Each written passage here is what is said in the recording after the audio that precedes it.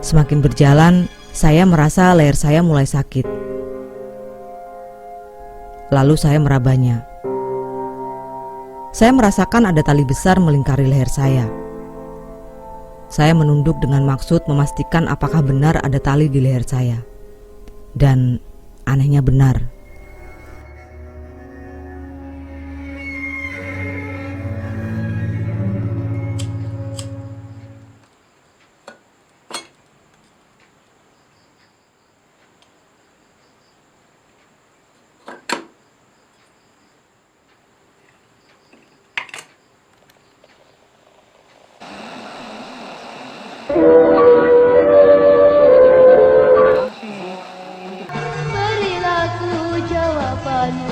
Selamat datang di podcast Kopi Hitam.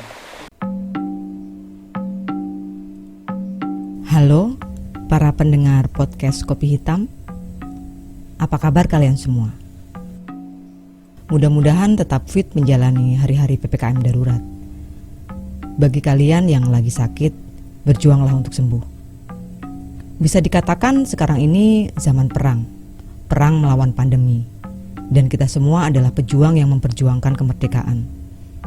Kemerdekaan untuk bekerja, bersosialisasi, dan bersenang-senang. Sekarang ini kita lagi diinvasi sama COVID-19. Jadi, ayo para pejuang, kita pacu adrenalin sebagai tameng diri memperjuangkan kesehatan. Kali ini yang akan saya bacakan adalah cerita kisah nyata yang lagi-lagi terjadi di tempat yang gak jauh-jauh dari sini. Sebuah kisah nyata horor yang berjudul Dibawa Pergi, dikirimkan oleh Bapak Dwi Sena di Tangerang Selatan.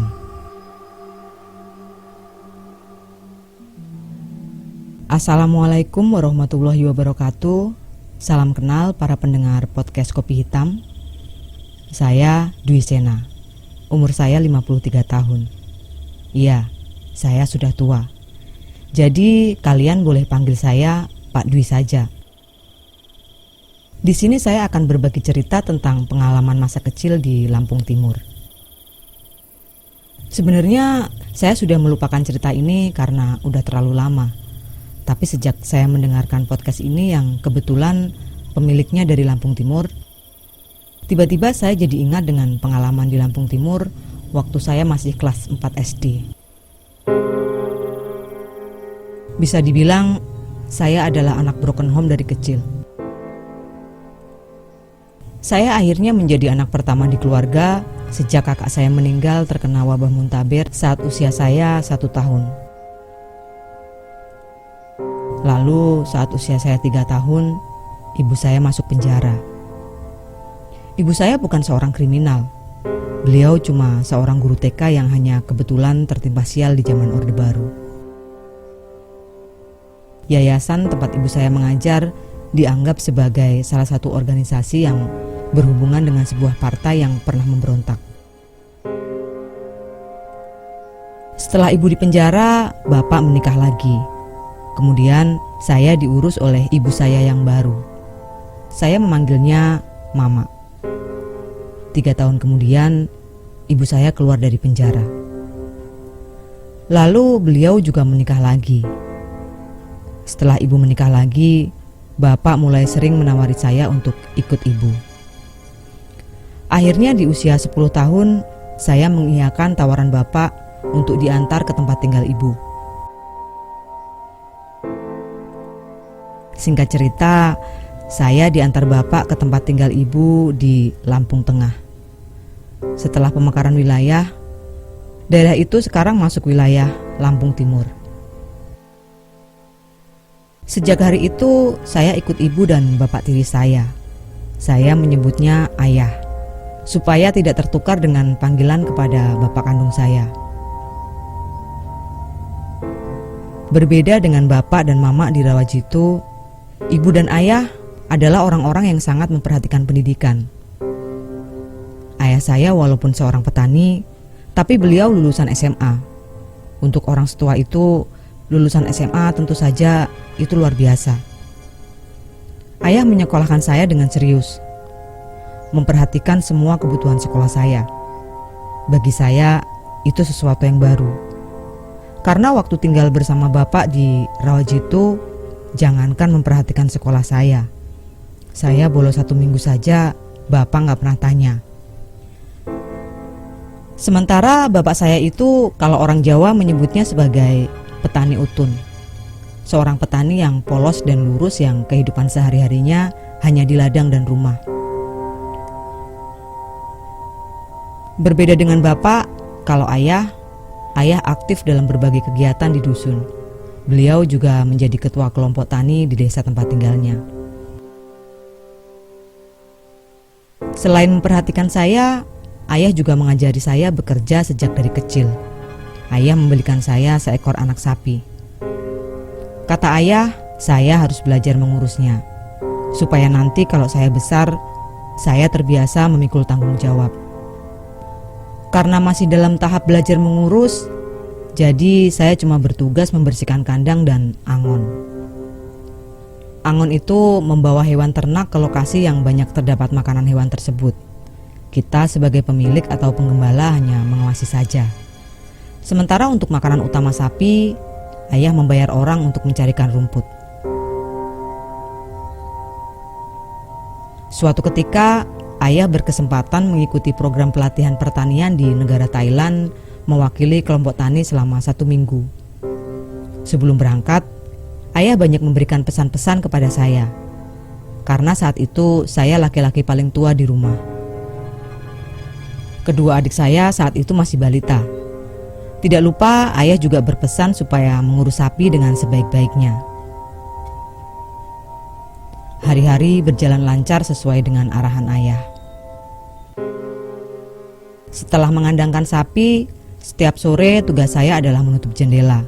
Lalu saat malam, mengecek semua pintu keluar apakah sudah terkunci dengan baik atau belum. Tiba di hari ke-7, saat seharusnya keesokan hari ayah pulang, ada sebuah kejadian yang luar biasa yang menimpa saya. Biasanya di jam 4 sore, saya menjemput sapi di ladang untuk dikandangkan. Tapi di hari itu, karena keasikan bermain perang-perangan bersama teman sepermainan, saya lupa mengambil sapi di ladang. Saat saya pulang di jam 5 sore, ibu menanyakan apakah sapinya sudah dikandang atau belum.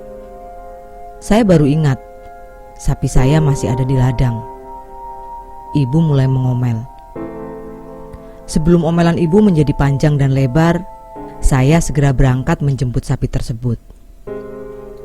Jarak antara rumah dan ladang sekitar 1 kilometer.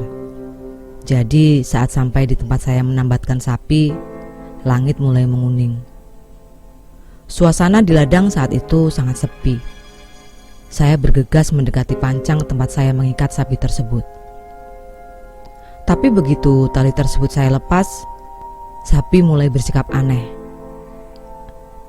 Dia melompat-lompat dan memberontak sambil mengeluarkan suara. Saya berusaha keras mencoba menariknya, tapi sapi tersebut semakin liar. Saya mulai panik karena belum pernah menghadapi sapi yang berperilaku seperti itu. Saat itu langit mulai remang-remang. Tubuh kecil saya mulai dipermainkan oleh gerakan liar sapi tersebut. Lalu tiba-tiba dari belakang ada seseorang yang berkata, "Kene le, tak ewangi." Saya kaget dan menoleh ke belakang. Di belakang saya berdiri seorang bapak-bapak seumuran ayah saya, memakai kemeja lusuh berwarna putih dan bercelana komprang dengan rambut agak gondrong dan sebagian sudah beruban tanpa alas kaki. Karena kondisi hari mulai petang, saya tidak bisa melihat wajahnya dengan jelas. Tanpa menunggu jawaban dari saya, bapak itu mengambil alih tali kekang di tangan saya. Tiba-tiba sapi tersebut berhenti memberontak dan mendadak diam seperti gambar video yang di-pause. Lalu tali kekang itu dia kembalikan ke tangan saya. Saya merasa bingung dan takjub dengan kemampuannya mengendalikan sapi itu. Lalu secara ajaib, tanpa saya perintah, Sapi itu berjalan mendahului saya menuju arah pulang. Saya menoleh ke arah bapak tersebut bermaksud mengucapkan terima kasih. Tapi ternyata tidak ada siapa-siapa di sana. Saya merasa aneh dan ketakutan. Akhirnya saya mengikuti sapi saya menuju arah pulang. Perjalanan pulang itu terasa aneh. Seringkali saya merasa terseret oleh jalannya sapi yang menurut saya terlalu cepat. Jadi sepertinya bukan saya yang menuntun sapi, tapi sapi yang menuntun saya. Selain itu, entah kenapa langkah kaki saya terasa lambat dan seperti slow motion. Dan nyatanya saat hari sudah benar-benar gelap, saya belum juga sampai rumah. Semakin lama berjalan, perasaan saya semakin tidak karuan. Antara takut dan heran jadi satu. Saya lihat sekeliling saya semuanya gelap. Rumah-rumah yang biasa saya lewati tidak ada satupun yang terlihat. Saya merasakan ketakutan dan keheranan yang bersamaan. Sapi di depan saya juga tidak lagi seperti sapi. Lebih mirip makhluk berkaki dua, berbulu dan berwarna hitam. Sejak dari mana berubahnya, saya nggak tahu. Semakin berjalan, saya merasa leher saya mulai sakit. Lalu saya merabanya. Saya merasakan ada tali besar melingkari leher saya. Saya menunduk dengan maksud memastikan apakah benar ada tali di leher saya. Dan anehnya benar. Ternyata bukan saya yang sedang menuntun sapi, tapi leher saya yang ditarik oleh tali kekang yang dipegang oleh makhluk berbulu di depan saya. Saat itu, tiba-tiba saya mendadak tersadar. Lalu saya berteriak sekencang-kencangnya memanggil nama ibu dan ayah karena ketakutan setengah mati. Bersamaan dengan itu, ada cahaya sangat terang dari arah depan menyilaukan pandangan saya. Lalu terdengar suara klakson mobil yang bernada panjang, disusul suara orang-orang berteriak. Ada yang beristighfar, ada yang menjerit, ada suara laki-laki yang memaki dengan bahasa Batak. Ada juga suara ibu-ibu yang mengomel dalam bahasa Jawa. Setelah cahaya menyilaukan itu hilang, saya sudah berada di pinggir jalan raya dengan posisi berdiri. Di sekeliling saya ada banyak orang. Mereka mengerumuni saya. Tentu saja saya kebingungan setengah mati. Lalu beberapa pemuda menuntun saya dan mendudukan saya di sebuah warung kopi di pinggir jalan. Seorang ibu memberi saya minum teh hangat. Sepertinya dia pemilik warung. "Kamu mau mati ya? Jalan itu di pinggir, jangan ke tengah. Kalau keserempet, kita semua yang susah," ucap salah seorang laki-laki di situ. Rupanya dia sopir dari mobil bus yang lampunya mengenai mata saya. Mobil tersebut hampir menabrak saya. "Namanya siapa, Dek?" tanya salah satu dari mereka. "Dwi," jawab saya lemah. "Kamu dari mana mau kemana?" tanya salah satu pemuda yang menuntun saya. "Saya dari Lampung Tengah, Pak," jawab saya. "Ini juga Lampung Tengah. Lampung Tengah itu luas. Adik dari desa mana?" ucap salah satu dari mereka. "Saya nggak tahu, Pak," jawab saya ketakutan. Saya memang benar-benar nggak tahu dengan nama desa tempat ayah dan ibu saya tinggal. Karena bapak saya di Rawajitu selalu menyebut tempat tinggal ibu sebagai Lampung Tengah saja. Tidak ada embel-embel nama desa, apalagi dusun. Dan ternyata jalan tempat saya tersadar itu adalah salah satu simpang di daerah Wates, Lampung Tengah. Dan kejadian itu terjadi di jam 7 malam. Hanya 2 jam setelah saya berangkat dari rumah.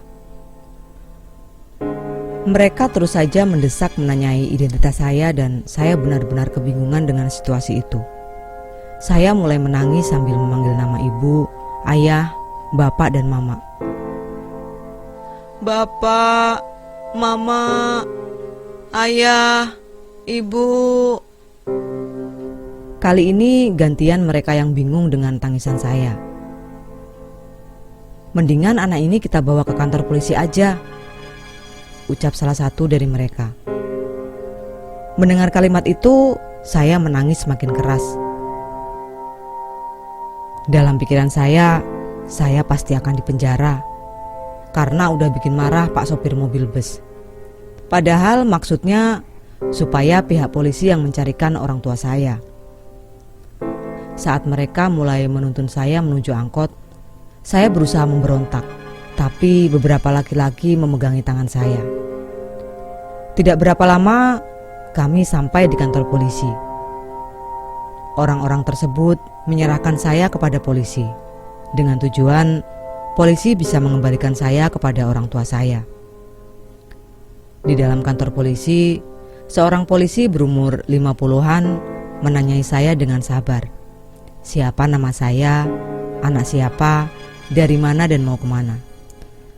Sayangnya jawaban saya masih sama dengan yang saya katakan waktu di dalam warung di Simpang Wates. Tentu saja mereka tidak puas dengan jawaban saya. Lalu bapak polisi tersebut meminta saya bercerita tentang apa saja, sekolah, teman bermain dan sebagainya. Ketegangan saya mulai berkurang. Dari obrolan santai itu, dengan tidak sengaja, saya menyebutkan nama bapak, mama, dan tempat tinggal saya. Sarjono, Samiah, Desa Pidada, Rawajitu, Tulang Bawang. Rupanya mereka bersusah payah mencari tahu alamat saya supaya bisa mengantarkan saya pulang.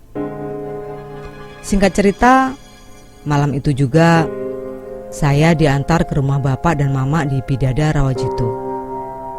Dan itu lumayan jauh dari tempat saya ditemukan. Perjalanan hampir 5 jam dari Lampung Tengah. Bapak dan mama saya kaget melihat saya pulang dengan diantar mobil polisi.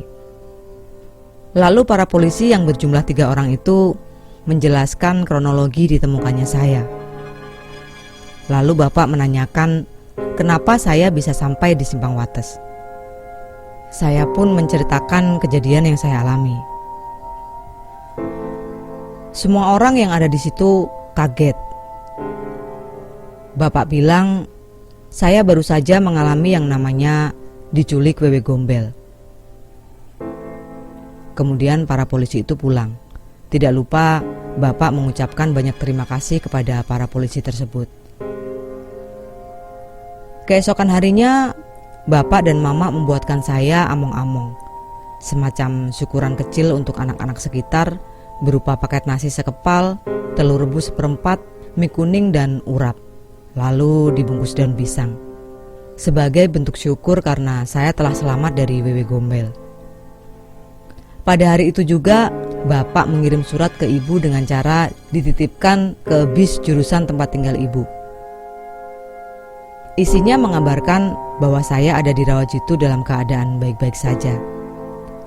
Bapak juga menuliskan pesan supaya ayah dan ibu menjemput saya ke Rawajitu. Setelah ditunggu berhari-hari, ayah tidak juga menjemput saya. Akhirnya, seminggu kemudian, saya diantar bapak kembali ke Lampung Timur. Begitu sampai di rumah ibu dan ayah, ibu menangis memeluk saya. Ibu sempat berpikir bahwa saya hilang. Setelah kepergian saya sore itu untuk menjemput sapi, ibu panik dan menangis. Bagaimana tidak? Di saat ayah tidak ada di rumah, saya malah hilang entah kemana. Semua warga dusun ikut mencari, tapi hasilnya nihil. Mereka memukul kentongan dengan peralatan dapur, berjalan mengitari dusun sambil memanggil nama saya. Sementara sapi saya ditemukan masih berada di ladang dan tali kekangnya masih terikat di pasak. Besok sorenya, ibu baru lega setelah menerima surat dari bapak yang dititipkan lewat mobil bis antar kota. Dan menjelang maghrib, ayah pulang dari Thailand. Di sini terjadi salah paham. ayah adalah seorang yang berpendidikan, beranggapan bahwa saya kabur dari rumah. Anggapan itu membuat ayah tidak mau menjemput saya ke Rawajitu. Kalau memang anaknya nggak mau tinggal di sini, ya sudah, jangan dipaksa. Begitu kata ayah kepada ibu waktu ibu meminta ayah menjemput saya ke Rawajitu. Tapi setelah kami berdua, saya dan bapak sampai di sana dan bapak menjelaskan duduk perkaranya, barulah ayah mengerti. Walaupun saya tahu ayah hanya mencoba mengerti. Tapi sebenarnya ayah tidak sepenuhnya percaya dengan cerita saya tersebut.